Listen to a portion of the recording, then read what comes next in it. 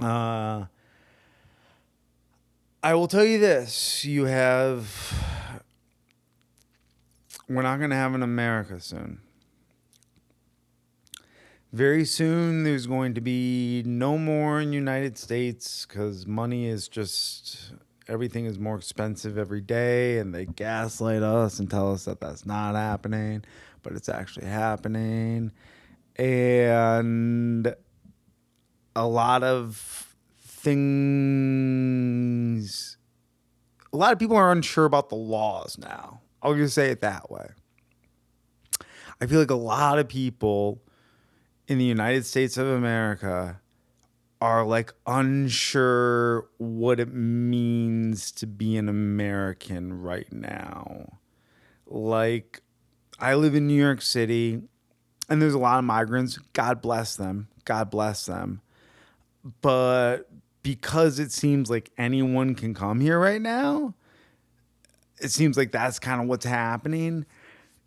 There's a part of it where you're like, I don't know if there's going to be an America soon, because like it's like a lot of random people coming from everywhere, and they're not American, but they're just here. And so you're like, okay, I guess we don't really have a border.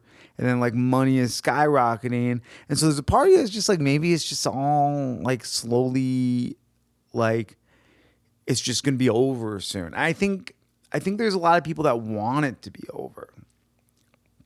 I know it's like a crazy thing to say. I think there's a lot of people that want it to be over. Here's what I think happened. And this has nothing to do with the migrants or anything like that. This is just this is our government. This is the United States government. This is what happened. I think people live like a long time now. People live a long time, and a lot of people running our government, they're old, and they've been in power for like a really, really, really, really, really long time.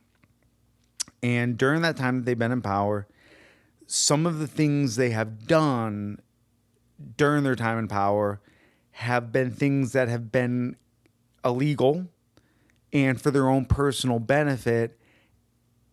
And they've done these things sometimes in collusion with other countries for their own personal benefit, to the detriment of other citizens in the United States. And these aren't business people, they're politicians, and they've used their power to acquire massive amounts of wealth by exploiting their position. And here's the thing is, that's treason. Like, that's especially if you involve another country. Like, if you use your political power to benefit yourself by doing something illegal and it involves another country, that's treason. And I think there are a lot of politicians that are now thinking like, oh no, maybe I committed treason. And there's this guy named Donald Trump who's also a criminal, but he's like an American criminal. He's like Al Capone, meaning all of his crimes were done here, and because of that, he like never betrayed America. He just cut corners as a businessman, but he like never like betrayed America to a foreign nation. And there's other people who have, or at least Donald Trump has been subjugated to the rules like politicians haven't. And Donald Trump promises to bring justice to all these politicians. And he claims to investigate the Biden crime family, for example. And that's a good example because Joe Biden has worked his entire life in politics, and for some reason, him and his family have a shit ton of money, more so than they should. And so it's obvious they did things that maybe they shouldn't have done. And once again, if those things involve a foreign nation, that's treason. And so if you're a guy like Joe Biden, if you're Nancy Pelosi, who's maybe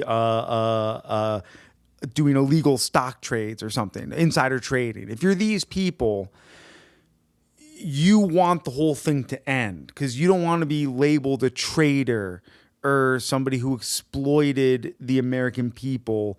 you don't want there to be anything for you to be a traitor against. You want, if you're Joe Biden and you know your son made a bunch of money by exploiting America during President Barack Obama's presidency, your son in Ukraine did all these things to exploit America. You're not gonna, and you knew about it, and you're Joe Biden, and there's proof that you knew about it. You're not gonna want to get charged with treason. That's, I think, the death sentence is what people get, at least life in prison for treason. And so you would rather just end America, because when America ends, it doesn't really end. Like New York City's not going anywhere. It's just America ends, and now New York City is a part of something else, and everyone's on Bitcoin. And as inflation was running away, they go, okay, dollar's over. Everyone is on Bitcoin now. And then the currency stabilizes on some new type of coin. And you go, well, can't try me now for any crimes because there's no more America to try me against. We're now all in this new world order on Bitcoin.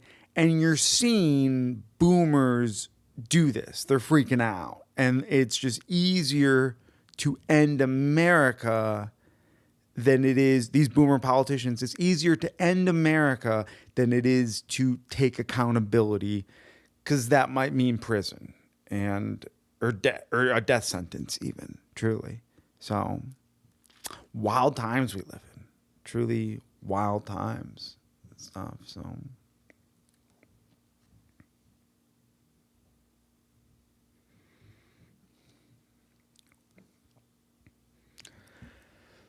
they're trying to end TikTok. And dude, this is fascism. Fascism is when the government and businesses, when they work very closely, when government and businesses are like the exact same thing, that's fascism. Like Boeing is fascism. I think Airbus is the Boeing of Europe, and that's fascism in the European Union. But some fascism like just happens because there's a lot of regulation around things like planes. So there's these monopolies that happen in making planes just because of all of the regulations. So some levels of fascism don't have to happen, but they kind of just happen because of how specialized something is. They've basically effectively privatized NASA into SpaceX in a lot of ways. And so that's fascism too. But my point is you should make something not fascist if it cannot be fascist. And the thing about TikTok, yes, it's owned by China, but what's funny is China is maybe they oppress speech in China, but in the United States, TikTok is very, very much just free speech. It's just an algorithm that finds out what you like. That even the politicians, they're like, oh, China's stealing your data. They don't say China is stifling free speech, because that's not true. TikTok is cultivating that. And that's what China wants. China literally looks at our leaders and says, hey, you guys really don't want free speech. You're lying to your people, and we're going to show your people that by giving them free speech. And you're going to try to squash it out. So it's like China is definitely baiting American politicians by doing this to show their cards, to show that fascism has taken hold. And what I mean is, yes, fascism maybe to some degree should exist in the airline industry or in space travel. Like the government should definitely get involved heavily in those things. But social media, that's not really the case. It's just dumb.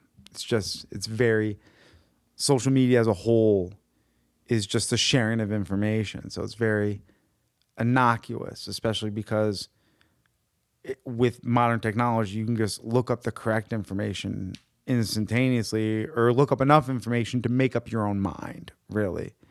And so what it is, though, is you're seeing the U.S. government go, no, a U.S. company has to own U.S. social media. And that's because they want to be able to go into that company and tell that company what to do. They want to be able to strong arm that company before Congress. And they want somebody that they can muscle possibly even blackmail behind the scenes. They want Mark Zuckerberg's. They want Elon Musk's. They want the money to stay here. They want the decisions to stay here. They want their leverage over social media to be here.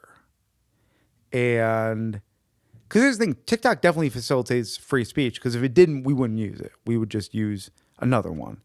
But we use that one because it does a really good job with just giving us the videos that we like or topics we want to hear about. And so, yeah. And it complies. It complies with all the regulations and the rules that the U.S. government puts out there. But when you don't own something, you don't have further muscle. The U.S. government can make regulations around social media, but when it's owned by an American, they can target that American, and they can pressure that American. They can pressure Mark Zuckerberg. They can pressure an Elon Musk. But when it's owned by an outside country, they can't pressure that country. They can't pressure that company as easily.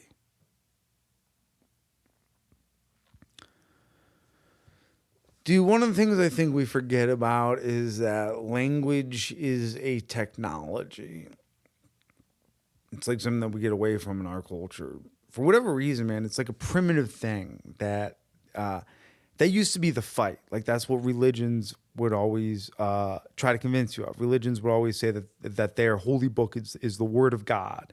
And the reason is they're trying to convince you, these religions, they're trying to brainwash you into believing that words are real.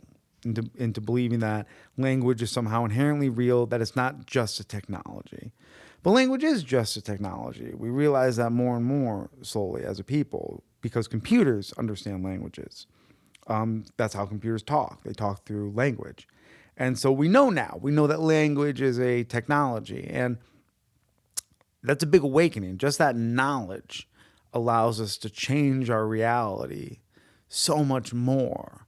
Because if you can change language, or if you can approximate your language better, it's like having a better measuring tool. If you can approximate your language better. Sometimes a better approximation is more abstract. Sometimes it's more exact. But better approximations exist through language. And language is a technology where we can create those better approximations. And it used to be that churches would fight you from doing that. Churches didn't want you to do that. Because that's really what free thought is being able to use language to create better approximations of your own judgment. And before, religions would try to stop you from doing that. But now society is. Like, religions have fallen because people are like, oh, that's bullshit. And now societies have stepped in with just, in a lot of ways, just old school peer pressure on all sides. For anyone, no matter who they are, liberal, conservative, Democrat, Republican, whatever, wherever, you're peer pressured into language behavior. And that's crazy, man. That's crazy, because a thing is just a noun. Truly, a thing is just a noun. Words are symbols, and language is just a technology. So